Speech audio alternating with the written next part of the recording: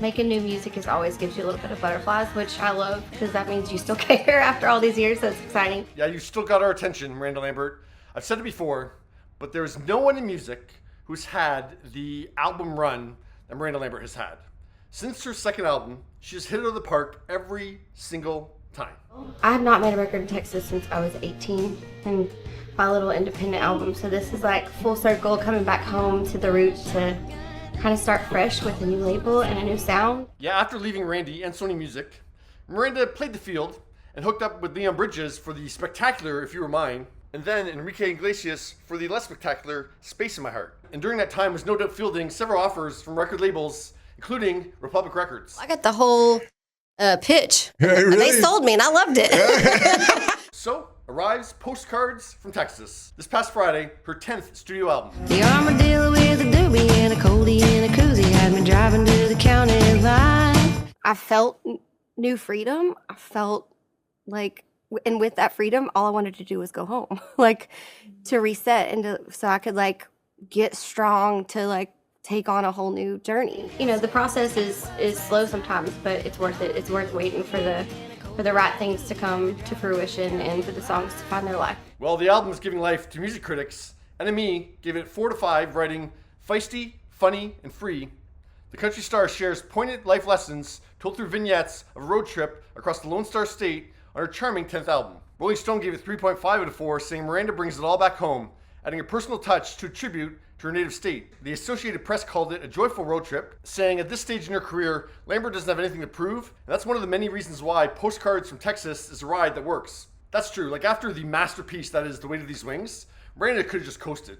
But yeah, it was clear from Wildcard and Palomino, and yeah, she's not being lazy at home.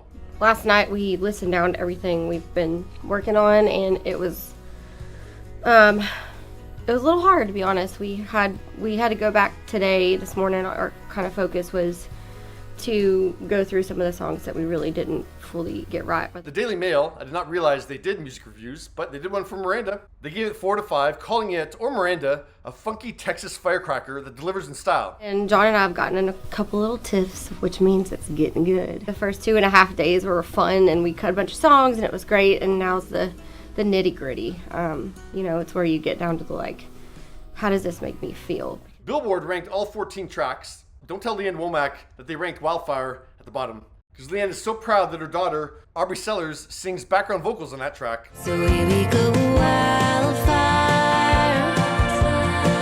But it's been magical. It's been a little tricky, but also it's supposed to, because that's art being art. Been living in better weather ever since you came around. January Heart, one of the 4 songs on the album that Miranda didn't have a hand in writing, comes in at number 4 for Billboard. Co-writer Brent Cobb tweeted, I told Miranda Lambert I didn't realize how good of a song January Heart was until I heard her record of it. Ain't nobody more of a living legend in our time than she is. See, he knows what's up. Thank goodness she believes in songs the way that she does. Y'all go check out Miranda's new album.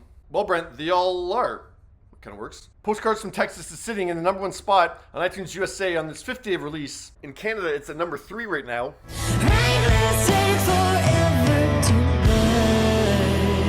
Since Wranglers gave her her biggest streaming debut of her career, I suspect the album is going to put up some very solid numbers in its first week, because yeah, Republic is actually promoting it. They almost went as high as Wildcard in terms of the songs they released prior to the album coming out.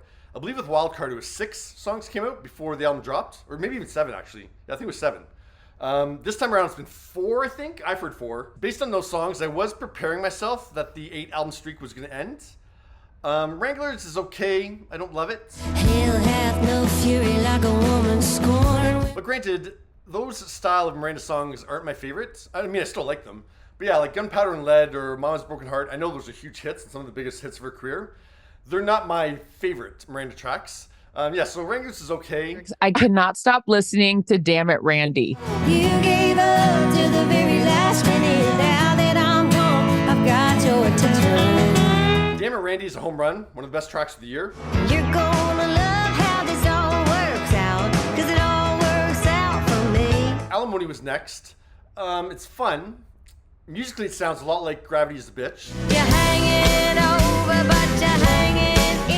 And thematically, it reminds me of the fantastic I got my name changed back. Yeah, yeah. by the Pistol Annies, a song that Miranda wrote. And yeah, that's bound to happen when 10 albums in. Like, yeah, she's not going to be, still breaking the mold. What song from the record are you most excited for fans to hear? Well, they're all my babies. I can't pick one, but if I have to pick right now, I would say No Man's Land. So love her like a Mustang, like a wild thing. Better let her run free. Stellar. And yeah, if there were any other, preview tracks before the album came out, I didn't hear them. So yeah, now we hear those 4 songs within this 14-track album. I would say that this is actually probably the most country Miranda's ever sounded.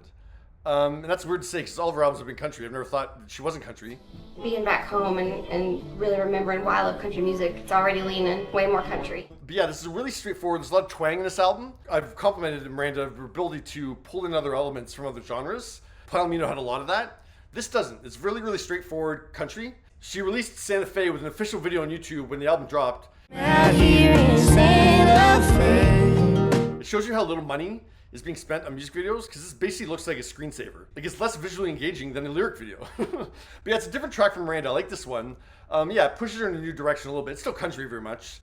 And yeah, the standouts for me are Damn It Randy, January Heart, Run, I Hate Love Songs, No Man's Land, Living on the Run. And there's also one called Bitch on the Sauce, but she does It's give a so shit. good. It's so good. We in love, we just So I haven't come up with a final grade for this. She keeps the streak going. Yeah, this is still a very good Miranda Lambert album. I'm leaning towards a B+ or A-. B+ would be very low for Miranda. But granted, both Wildcard and Palomino improved for me over time. I'm still not sure about this album, but yeah, it's going to be a B+, A- for me. It is a little bit of a notch down, but yeah, a notch down from Miranda is still a stellar album. So I'm going to go with a B+ or A- at this point. But yeah, what are your thoughts on Postcards from Texas at this point? Hey y'all, Postcards from Texas is officially out.